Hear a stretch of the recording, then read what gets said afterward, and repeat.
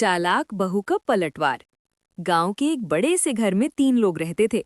सास कमला देवी, बहू सीमा और ननद पायल। सीमा नई नई शादी करके आई थी।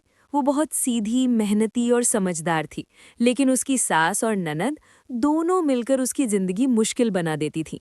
शुरुआत। बहू की मुश्किलें। सुबह होते ही सास की तेज आवाज गूंजती। सीमा, अभी तक उठी नहीं? बहू हो या रानी? सीमा जल्दी जल्दी उठती, घर के सारे काम करती, झाड़ू, पोछा, खाना, बर्तन, सब कुछ। लेकिन पायल का काम था सिर्फ चुगली करना।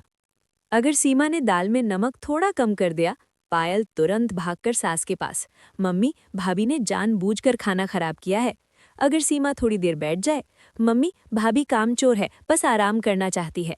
सास बिना कुछ सोचे समझे सीमा को डांट देती, तुम कभी सही काम नहीं कर सकती।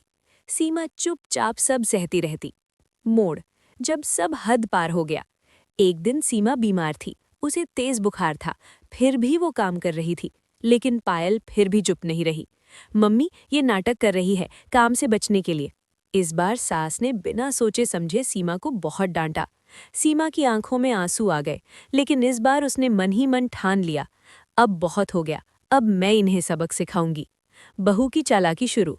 अगले दिन सीमा ने अपना खेल शुरू किया। सीमा ने जानबूझकर कुछ बातें ऐसे करनी शुरू की जिससे सास और ननद खुद ही फंस जाए। पहला प्लान।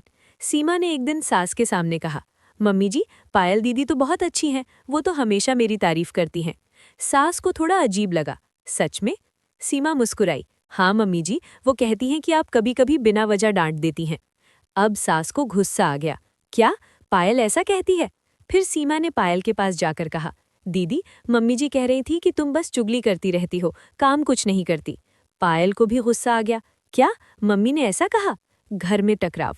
अब दोनों के बीच शक और लड़ाई शुरू हो गई। सास पायल पर गुस्सा, तुम मेरे खिलाफ बातें करती है। पायल सास पर गुस्सा, आप मुझे गलत समझती हैं। दोनों एक दूसरे से लड़ने लगी और सीमा चुपचाप सब देख रही थी। सच्चाई सामने आई। कुछ दिनों बाद दोनों को एहसास हुआ कि ये सब बातें सीमा ने कही थी। दोनों ने मिलकर सीमा को बुलाया, ये सब तुमने किया? सीमा ने शांति से जवाब दिया, हाँ मम्मी जी, क्योंकि आप दोनों हमेशा मेरे खिलाफ बिना सोचे समझे बातें सुन लेती थीं। मैंने सिर्फ आपको ये महसूस करवाया कि बिना सच्चाई जाने किसी को जज करना कितना गलत होता है। सास और ननद दोनों को अपनी गलती का एहसास हुआ। सास बोली, सीमा, हमें माफ़ कर दो, हमने तुम्हारे साथ बहुत गलत किया। पायल भी बोली, भाभी, अब से मैं कभी आपकी चुगली नहीं करूंगी। सीमा मुस्कुराई। एंडिंग। बस एक ही वादा चाहिए, अब हम सब मिलकर प्यार से रहेंगे। उस दिन के बाद घर का माहौल बदल गया। अब सास प्यार से बात करती, ननद दोस्त बन गई और सीमा अब उस घर की असली खुशी बन गई। सीख।